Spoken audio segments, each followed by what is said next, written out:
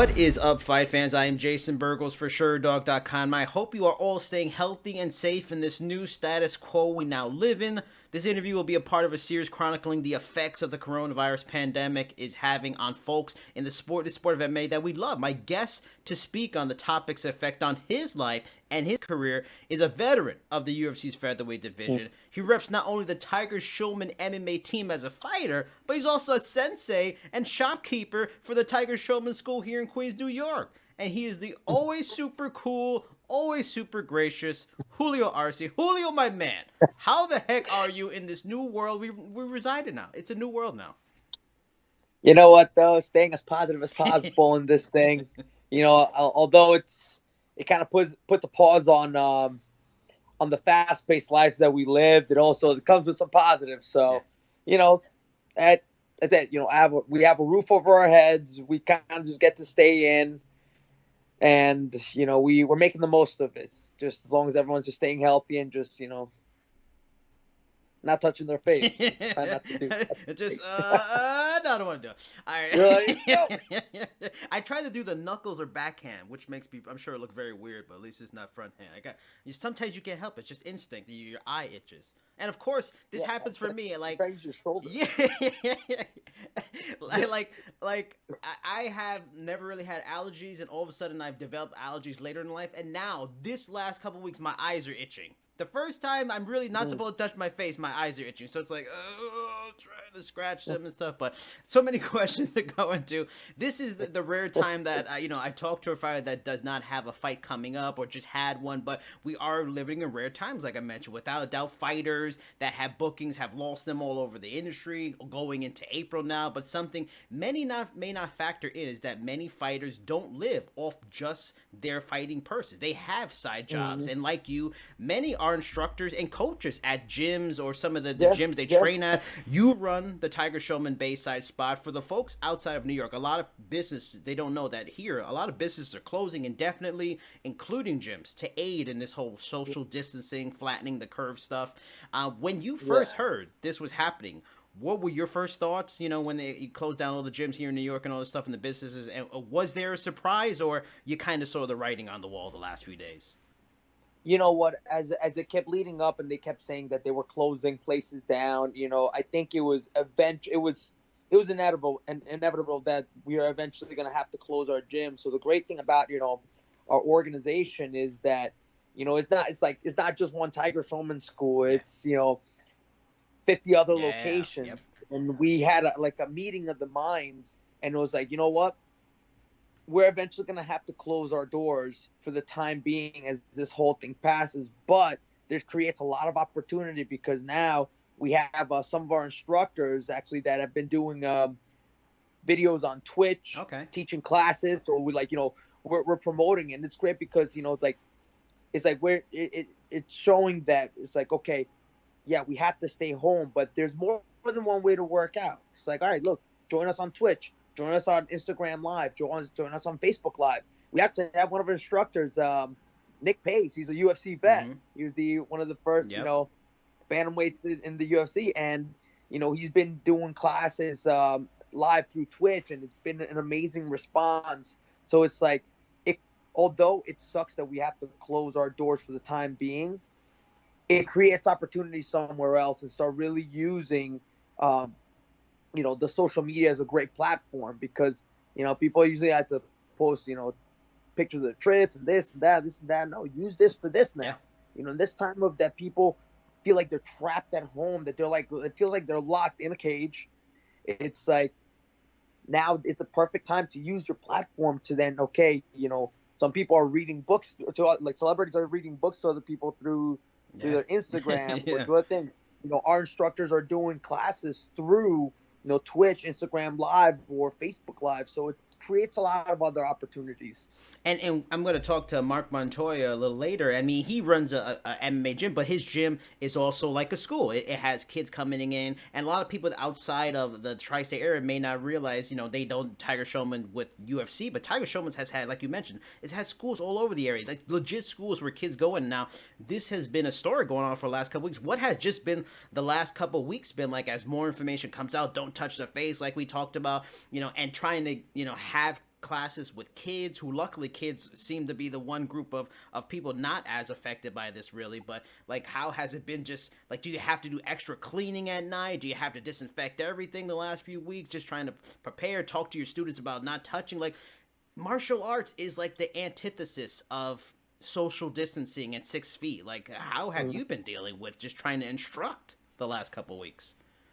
Well, before we had to, completely shut down, it was, we always make sure that our facility is just staying clean no matter what. So even if it means in between classes, ending a couple of minutes early and we clean in between, because look, kids, we have kids that are, kickboxing, kids that are, rolling, doing some jujitsu. So it's like, people are sweating, people are rolling. So it's important, even before this whole thing happened, we make sure that everything is wiped down in between, kept clean, because say, look, now even before we did this and before this whole, COVID-19 happened, we've been doing that.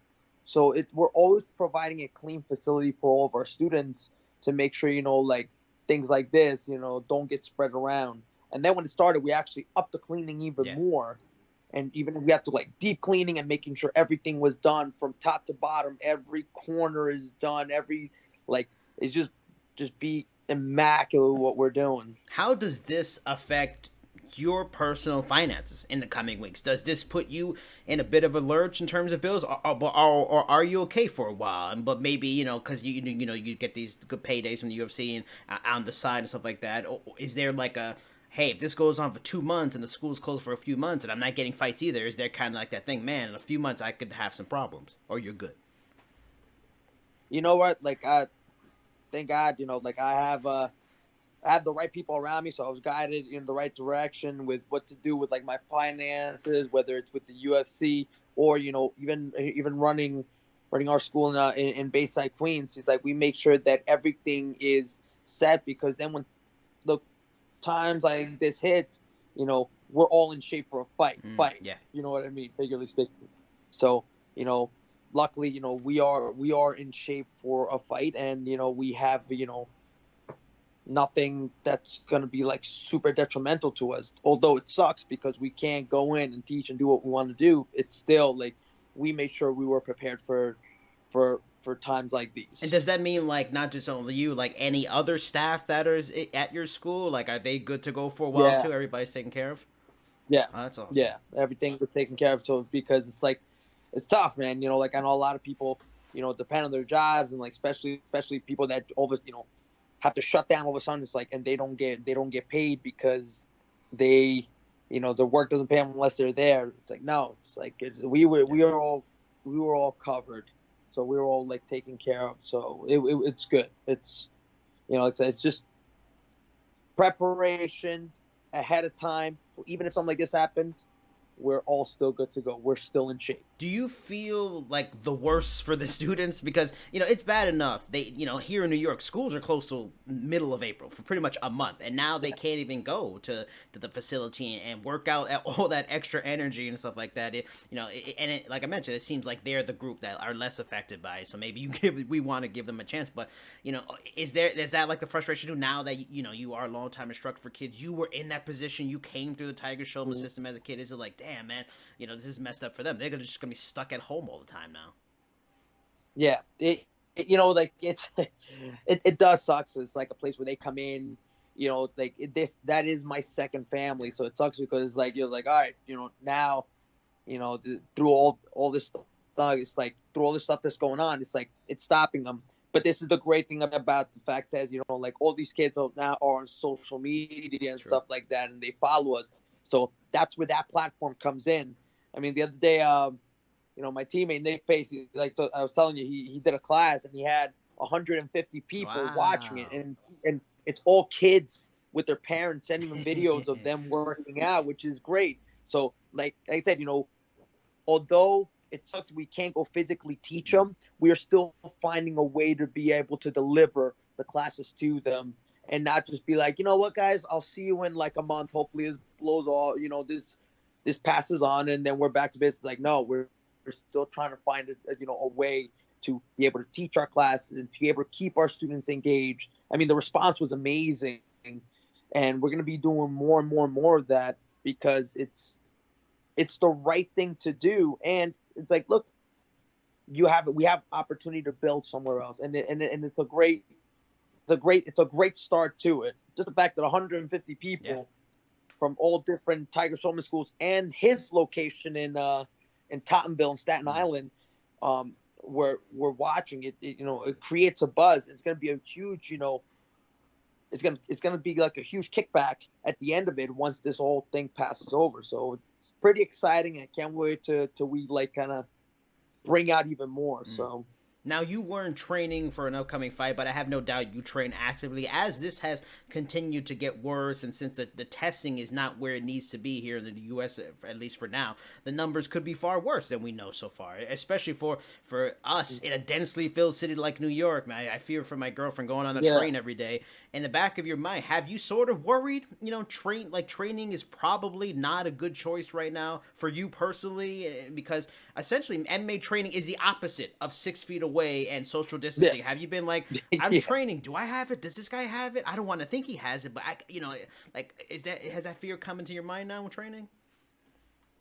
You know what? The shitty thing about it is, like, there's as you're training, this does pop up in your head, and you trust that your partner, of course, they don't have anything. They're not trying to be, we're all fighters, so we'll try to be tough, and we're like, as long as we can breathe, we're good. But, all of my teammates have a lot of common sense. They know, you stay home. But as of now, since, we're modifying our training. We'll find at-home workouts, things to do, like solo jiu-jitsu drills, shadow boxing. We have some bands and some weights. Actually, one of our my strength and conditioning coach, Asia Campbell, and our other certified strength and conditioning coach and PT, his name is Frank Benedetto. They do remote coaching. So they create programs at home programs with bands, and if we had even we use gallons of water to use them as weights to be able to be like, get your workout in either way. So then you're not just sitting on your ass doing nothing. It's like you're still busy. Did you watch? Although, been playing a lot of Super Smash Brothers and Mario Kart. We're gonna get to that. I definitely plan to ask you about that. Did you watch the Brasilia card, the UFC Brasilia card? And if you did, what did you think of that environment? Empty arena when these guys were walking out, doing the announcements with just echoes and silence. Like, did you see it and what'd you think? It was so weird, but it was like, for me, it's kind of like when I fought in the Contender Series. True. Small crowd. You just hear like the people that came to see you, but it was weird because you're used to you don't realize how much the crowd brings to the UFC events. But you know what? Look, I'm actually glad they went through with that, because look, if you're a fighter that only relies on this, he's like, I'm glad they got to fight and get their payday. Win or loss, they got paid and they got taken care of. I feel it sucks for the people with the upcoming events that got canceled. But, for these guys in Brazil, like, who are literally like it, because it happens like at the midst of it. So it's like, all right, do they just shut it down completely, or do they, like, keep it going so they don't know? So it's like, if you had to travel to Brazil and you're like, oh man, they might shut this down, we don't even get to fight, like, it sucks. But I'm glad, they got to do their fights and still get paid for it, and then, make it back home to their family safe. And, it sucks for the people in the upcoming events, but, it's like I said, it's just one of those times where they just put a pause button on all on everything. So we gotta work with what we got. The cool thing about the Tiger Showman guys and the fighters, like you, like Lyman Good, like a lot of guys, that they have that job where they're training affiliates in different parts of the country. So you guys are in good shape financially, but that fighter life and having a side job and living off your fight. And I'm sure you know many people that do it. You know, have that Yeah. kind of thing. You know, UFC events close the next 3. Bellator's wasn't even scheduled till May anyway. So their LFA's postponed, KSW's postponed, One Championship's doing empty arenas starting in the end of April. Like, how hard hit? Because in the end, the corporations, the organizations, the top influencers, they'll be good. But how hard of a hit is this for fighters? Because like we talked about, you're not going to be able to fight anywhere that gives a lot of money, and regional places are going to be shut down too. Then, unlike the millionaires in major sports like the NFL, fighters have side jobs. They get extra cash,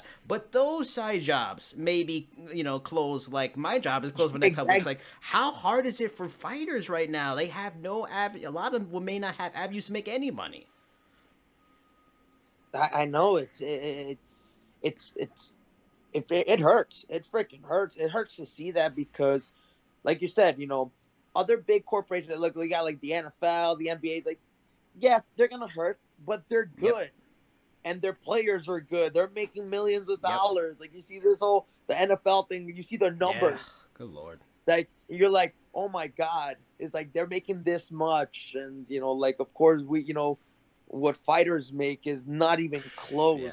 So for these guys, it must be it's such a stressful time because if that's the only job you have to fight, then you're stuck, especially if you haven't been smart with your money. But, even if the ones that have a side job, it's like, okay, now you can't fight, you can't train, and the place that you're currently working at is closed. It's like, it creates a panic, and it really, it hurts to see that because it's like, think about how many people are going to be set back.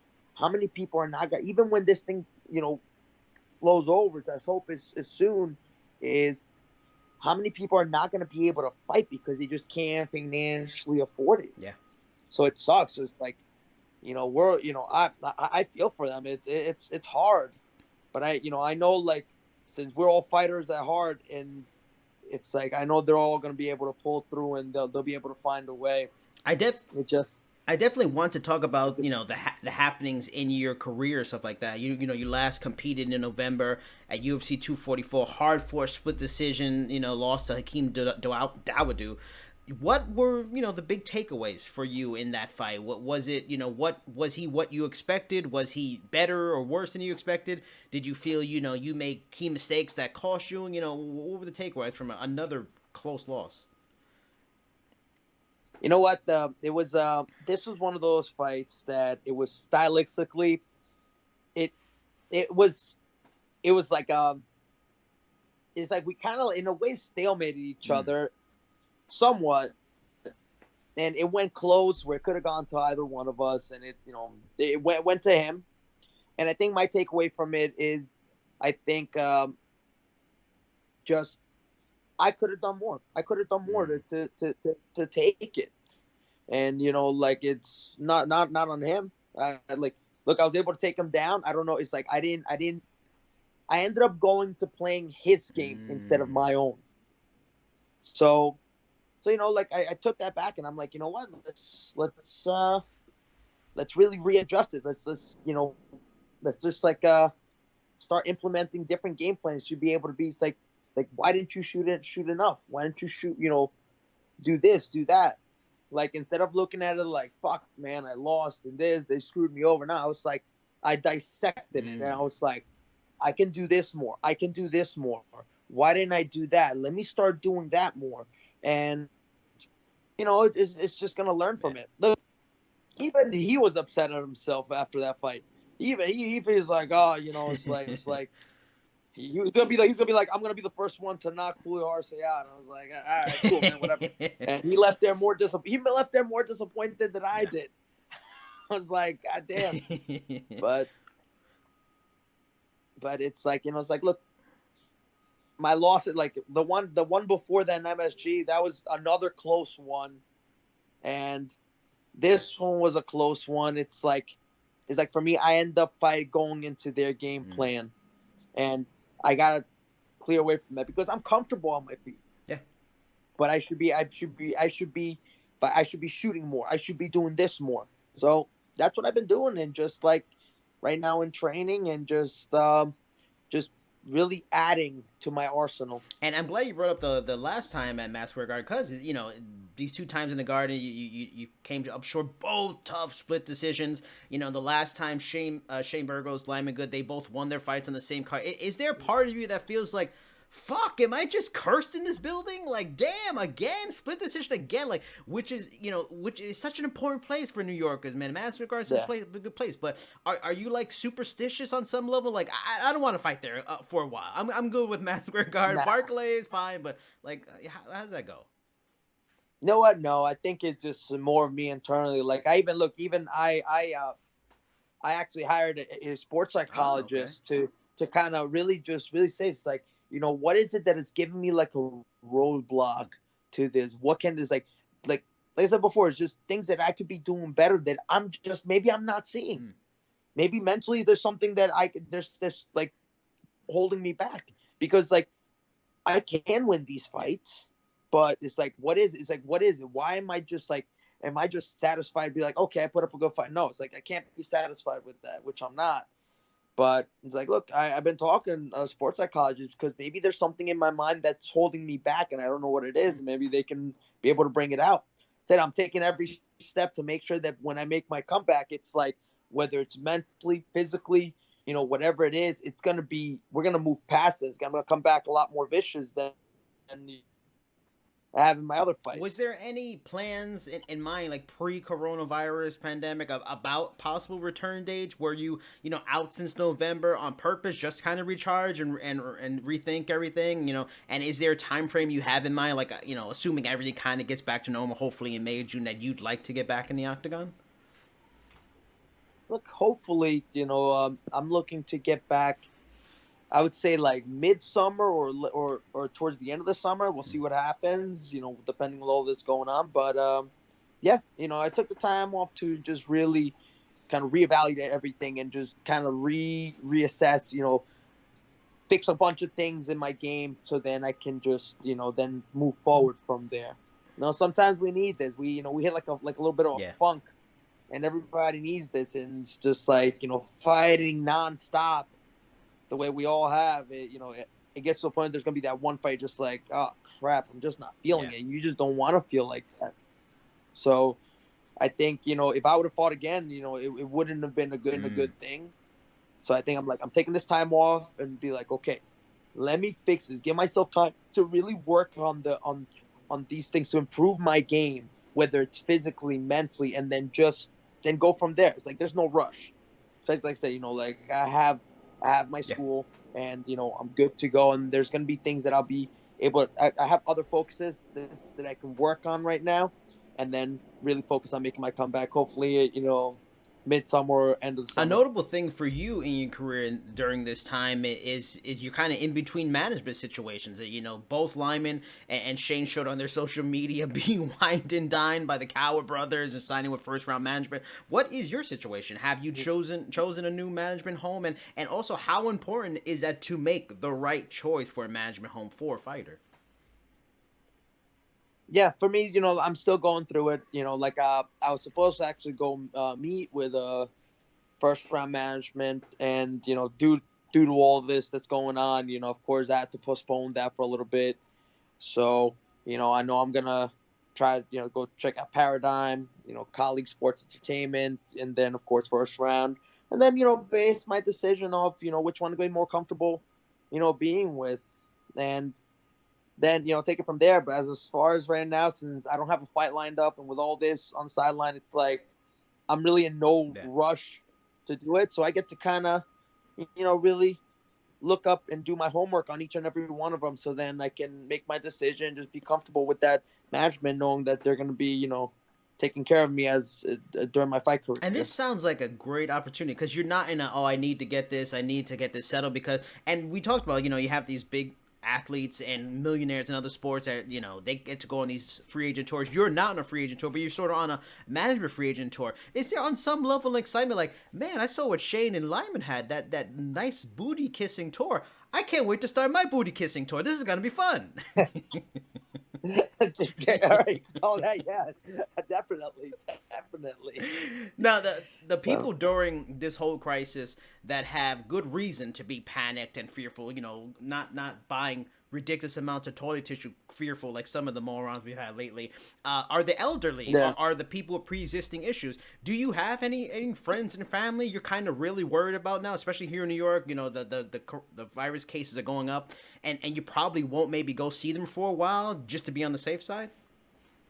Yeah, look, I have a friend of mine, that her wife is, got deployed, Mm. and she lives in Long Island.